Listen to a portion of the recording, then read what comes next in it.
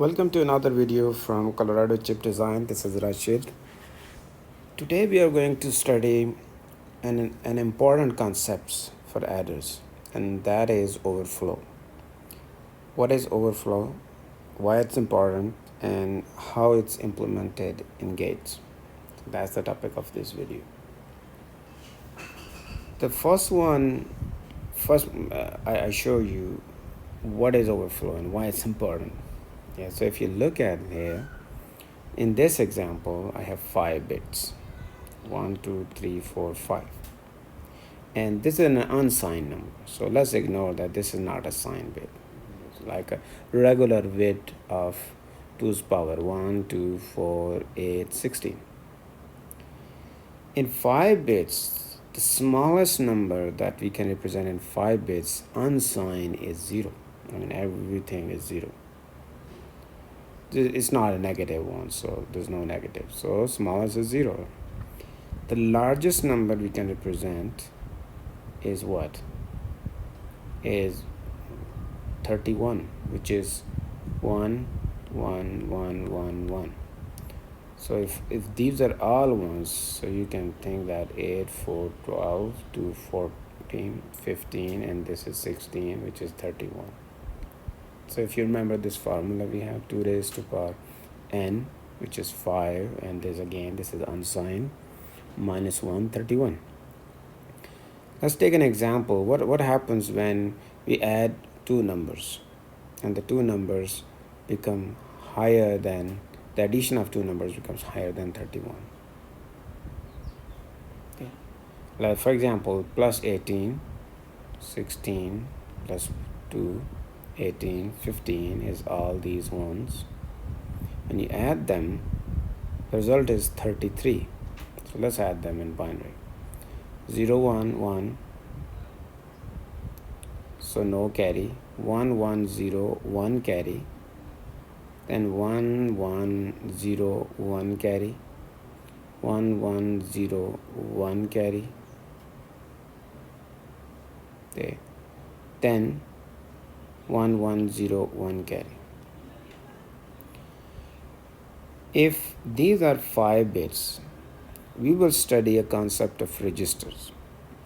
Register is a way how to store numbers. You need to keep these numbers stored somewhere so they don't change, and we will study all that in a sequential. So typically, number of bits that you keep for your 2 operands and the results are fixed, and those are the fixed registers. So if it's a fixed 5-bit number throughout, remember you have learned it's a 16-bit microprocessor, 32-bit 64, which means those are, like it's a 32-bit processor, those operands are 32-bit storage. And similarly, output of sum is also 32-bit, because the largest bits that you can store in one location of memory and in the register is 32-bit. So you have a fixed storage. And here you can see if I talk about 5 bits only, because of the registers of 5 bits stored, then if you ignore this, then rest is 1. So but answer is 33. And because this carry that went on this space, if you somehow can store 5 bits, in that case power of this will be what, 32, and this 133, then answer is right. But if you keep it to 5 bits, then answer is not. So since we keep only 5 bits, we discard it, that means we have an overflow. Already we need more space to store the numbers. If somehow we can manage 6 bit, then our number will be correct. But if you have 6 bits and you add them again, but your adder is only 5 bit, so what do you do with this one? You understood the problem here? So that is overflow.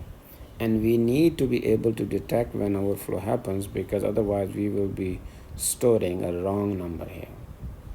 So somehow we need to have those checks that, hey, you cannot, when these type of numbers you add, the output is bigger. Somehow we need to figure out how we can detect that. And you can clearly see that in case of unsigned number, whenever there's a carry going into this state, that means an overflow has happened. As usual, unsigned numbers are simple, there's no sign involved. But when we get into signed numbers, things get a bit different because now we have to deal with sign. Let's look into some examples of how overflow can happen in a signed bit. Again, let's stick with 5-bit. In the 5-bit, now our 5th bit is not plus 16 weightage, it's minus 16. So the smallest number now that we can represent is when this bit is 1 and everything else is 0, which is minus 16.